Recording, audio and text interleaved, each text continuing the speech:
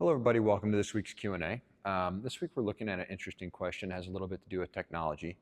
And that is, should I be monitoring my heart rate while I work out? Some gyms are really big about this. Heart rate monitors go out, people get heart rate monitors strapped on or they buy them for different reasons.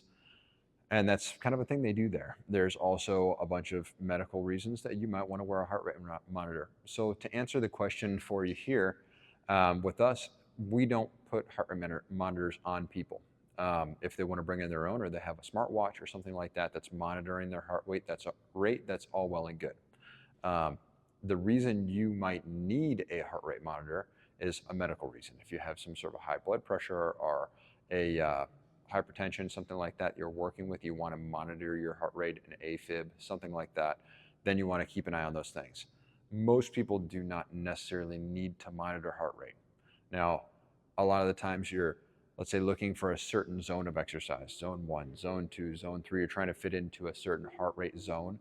You can feel those without having to be hooked up to any kind of monitor. And a lot of times those monitors, if they're not working correctly, can be really distracting. So usually if we're doing it here, we're going based off of exertion. How do you feel? Do you feel like that was working pretty hard? Do you feel like you're able to keep a conversation, but you're winded? Those are all great gauges for how hard you're working, and they can be really beneficial in lieu of something more technical like a heart rate monitor. So do you need a heart rate monitor to work out, or should you have one? Not necessarily, unless your doctor requires it or recommends it, then it's a good idea.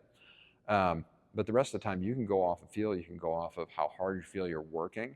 And as long as you keep a really good eye on that and then keep that in mind as you go through your workouts, you can get enough back from that not to really need a heart rate monitor on a daily basis.